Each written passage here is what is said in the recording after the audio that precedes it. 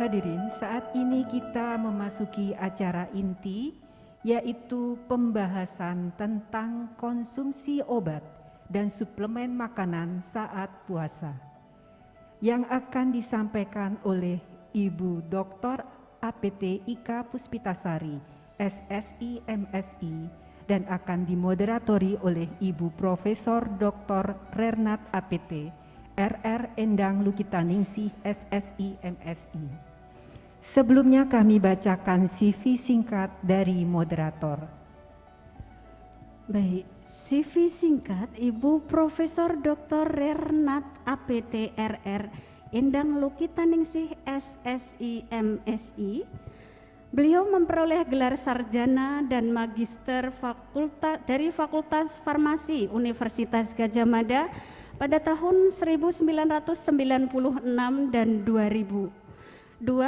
Beliau berhasil memperoleh gelar profesi apoteker pada tahun 2000 dan melanjutkan pendidikan doktor di Farmasi Unlebenmittel Institut Julius Maximilius Universitas Würzburg, Jerman, dan berhasil lulus pada tahun 2009.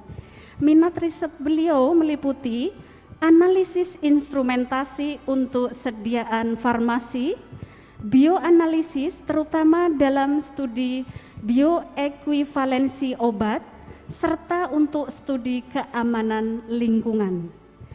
Beliau merupakan dosen di Departemen Kimia Farmasi, Fakultas Farmasi UGM. Saat ini beliau juga menjabat sebagai Wakil Dekan Bidang Keuangan, Aset dan Sumber Daya Manusia, Fakultas Farmasi Universitas Gadjah Mada. Kami sampaikan informasi sebelum acara dimulai bahwa waktu untuk sesi pemaparan dan tanya jawab sampai dengan pukul 11.25. Pada sesi tanya jawab, panitia menyiapkan door prize untuk 5 penanya. Selanjutnya kami silakan kepada Ibu Moderator untuk membacakan CV narasumber sekaligus memandu acara. Kami persilakan. Terima kasih Mbak MC yang suaranya merdu. Kali ini mendengarkan suara saya jadi kelihatan cempreng ya Ibu-ibu ya. Matur nuwun atas waktunya, dan sebelum kami mulai saya sapa dengan hormat Ibu Ketua DWP Dharma Wanita Persatuan UGM, Ibu Arif Setiawan, juga Ibu-ibu Wakil Ketua, Ibu Supriyadi, dan juga Ibu Ari Sucito. Terima kasih atas kesempatannya, dan tidak lupa juga terima kasih kepada DWP UP Pengunduh yang tadi sudah diketuai oleh Ibu Rita, kemudian Ibu Endah Satibi, ini adik saya. Terima kasih sekali. Kemudian ada Ibu Wiwin Suryono, ini kakak saya karena Pak Suryono itu saudara kembar suami saya ya Bu ya. Tanggal lahirnya sama ya. Nanti bisa dicek. Kemudian ada dari FKKMK Ibu Uke, Ibu Yodi. Terima kasih atas kesempatannya kita bisa dolan bareng dengan Bu Ika pada kesempatan pagi hari ini. Nah, ibu-ibu sekalian, kalau saya itu tukang ngomong kosong ya, saya sudah sampaikan tadi kepada Ibu Panitia. Jadi pada kesempatan ini yang mau mengisi omongan adalah teman saya dari kecil, dari Inil-Indil gitu masuk farmasi. Jadi saya tidak bisa berdusta atau ngapusi ya sama Bu Ika. Sebelumnya saya sampaikan untuk CV Bu Ika, karena sudah hafal ini tak tutup saja ya Bu Ika ya.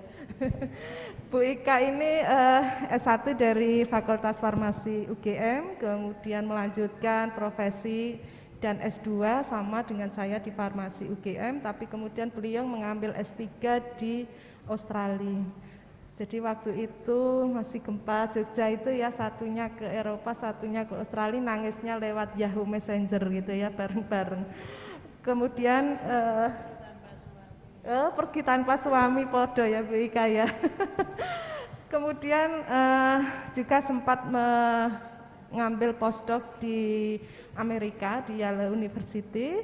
Kemudian saat ini beliau sebagai wakil direktur di RSA, tepatnya direktur SDM dan pendidikan ya.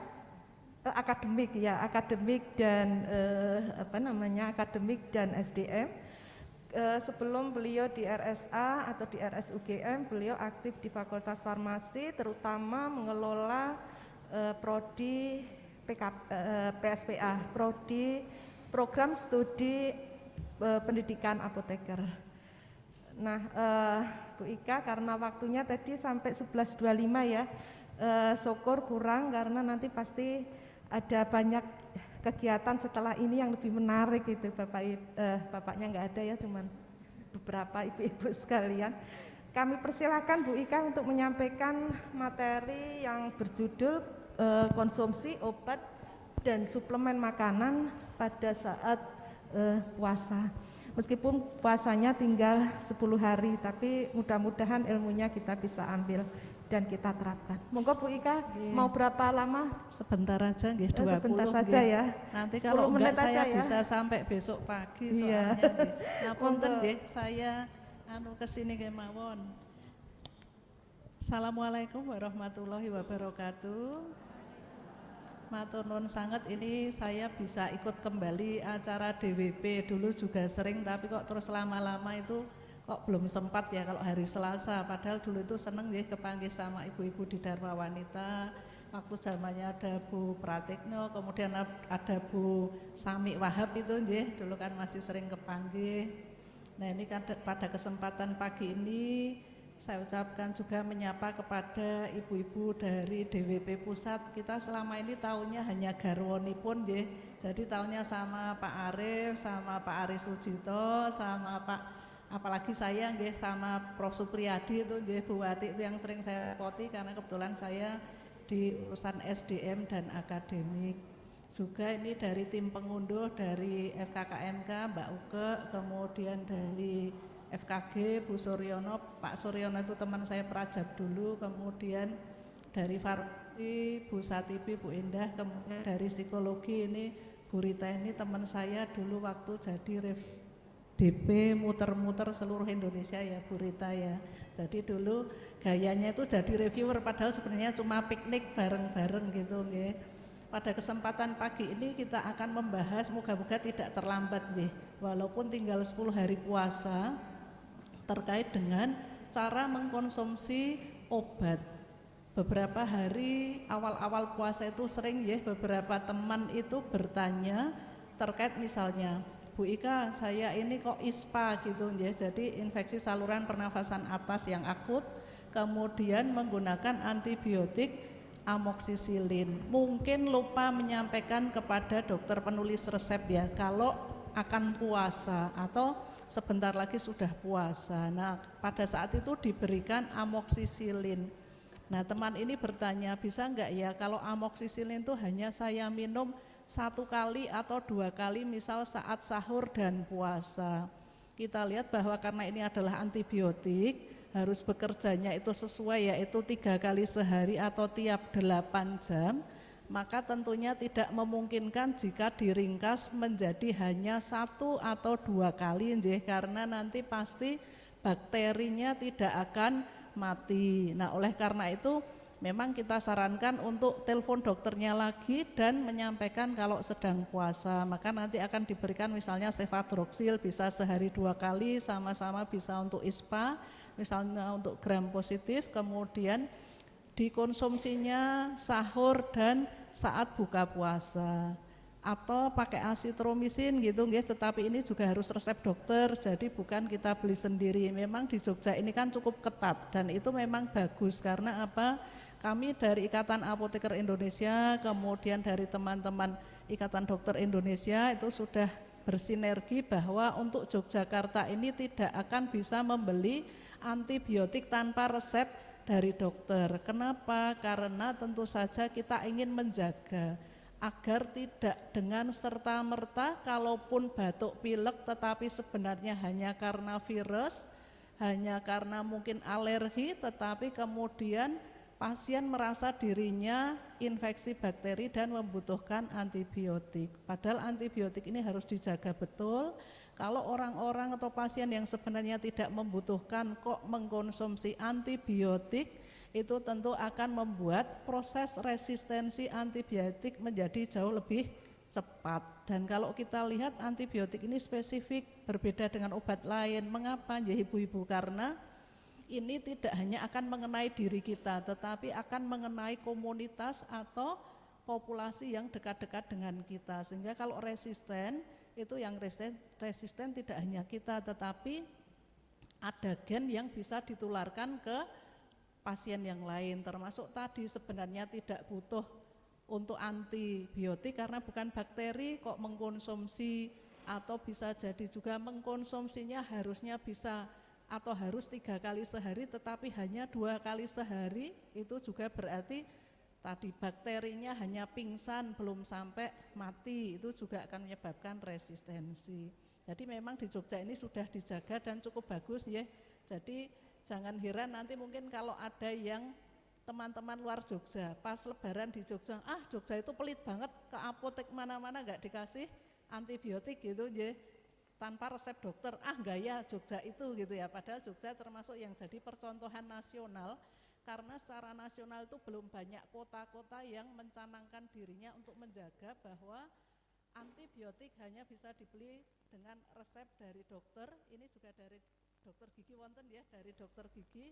Jangan merasa kira-kira sakit gigi tahu-tahu terus minta malah siprofloxacin gitu ya, itu kan juga belum tentu dibutuhkan. Juga di sini saya tadi lihat tampaknya dari FKH nggih, itu juga teman-teman dari dokter hewan. Jadi yang boleh meresepkan tentunya adalah teman-teman yang memiliki license ya, atau lisensi untuk meresepkan antibiotik, yaitu adalah dokter gigi dan dokter hewan. Nah kalau kita lihat tadi yang asitromisin itu kan cukup 1 kali sehari gitu nggih.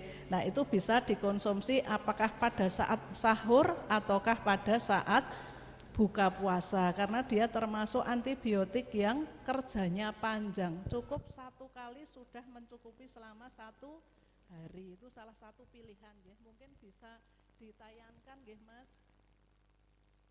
karena beberapa sudah ada di tayangan. Jadi nanti kita lihat kondisi puasa itu seperti apa yang kita jalani, yang setiap tahun sudah kita jalani. Moga-moga di tahun depan kita juga masih diberi kesehatan dan umur untuk bisa berpuasa kembali gitu ya, sehingga ini juga penting. Kemudian konsumsi obat itu yang seperti apa, strateginya dengan kondisi yang kita ini sempit gitu ya, paling enggak kan 12 jam atau sampai ada tempat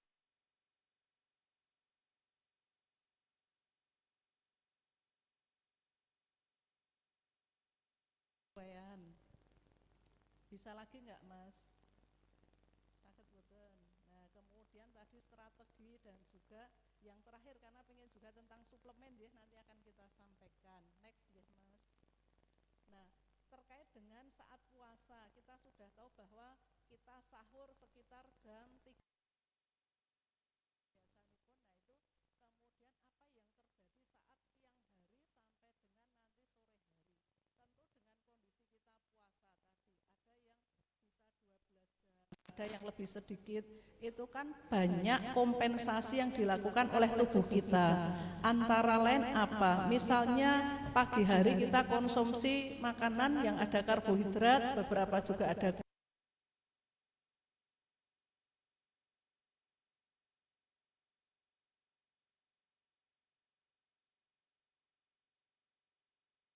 karena gula akan juga semakin berkurang seiring dengan waktu semakin sore. Nah pada saat itu maka apa yang dilakukan hati kita atau hepar kita itu akan memberikan kompensasi untuk apa, mengubah yang ada sumber energi di dalam hati, yaitu glikogen. Sudah bukan glukosa malih, yaitu adalah glikogen yang dipecah gitu ya, glikogenolisis, sehingga nanti bisa menjadi sumber energi. Kemudian persediaan lemak juga akan dibongkar gitu ya. Jadi sebenarnya kompensasi di dalam tubuh kita itu sudah sangat bagus sekali nggih. untuk menanggapi kondisi puasa yang sudah kita alami selama bertahun-tahun ini. Kemudian tentang mulut, ini ada teman-teman dari kedokteran gigi mungkin nanti bisa menyampaikan lebih luas lagi. Dengan adanya puasa ini ternyata ada kompensasi dari tadi ya, ludah dikeluarkan dengan mungkin lebih dari biasanya karena kondisi kita memang tidak ada makanan gitu ya. Kemudian juga jangan sampai ada mulut kering gitu ya. Nah itu juga ada kompensasi dari air liur gitu yang dikeluarkan secara bertahap. Kemudian diusus karena tidak ada makanan maka tidak ada proses untuk pencernaan, tetapi bukan berarti bahwa berhenti bekerja, tetapi mungkin lebih slow down gitu ya. Kemudian di usus besar juga tidak ada penyerapan air, tetapi diatur sehingga kondisi kita yang sedang berpuasa ini tidak mengalami dehidrasi. Itu jadi kerja dari tubuh kita ini cukup lengkap gitu ya. Jadi Tuhan itu atau Allah itu menciptakan kita dengan puasa ini ternyata sudah dilengkapi dengan mekanisme dari fisiologis tubuh kita ini untuk saling mengkompensasi. Lanjut Mas. Next. Itu tadi sudah saya ceritakan, next mawon. Nah, sehingga yang kita alami saat sahur dan buka ini diantaranya itu tadi bisa terjadi adanya kondisi hipoglikemi, tetapi kemudian dikompensasi dengan pemecahan glikogen agar itu tidak terjadi. Tetapi nanti pada pasien-pasien yang memang kagungan diabetes, nah itu nanti harus konsultasi dengan dokter gitu nggih. Kemudian kondisi asam lambung itu kan bisa jadi dengan tidak adanya makanan sebenarnya kan diturunkan, tetapi pada individu tertentu bisa jadi karena sudah memiliki gangguan di lambung itu juga akan meningkat dengan kondisi puasa. Maka kalau ada pasien-pasien dengan dispepsia atau gangguan di lambung, nah sebaiknya juga tetap konsultasi ya dengan dokter apakah boleh atau tidak boleh untuk menjalankan puasa. Tidak hanya yang pasien diabetes. Kemudian yang penting lagi bahwa ada beberapa cara pemberian obat yang mungkin kadang-kadang hoax itu kan beredar di masyarakat. Tidak boleh meneteskan di mata, itu membatalkan puasa. Tidak boleh nyemprot hidung, itu membatalkan puasa.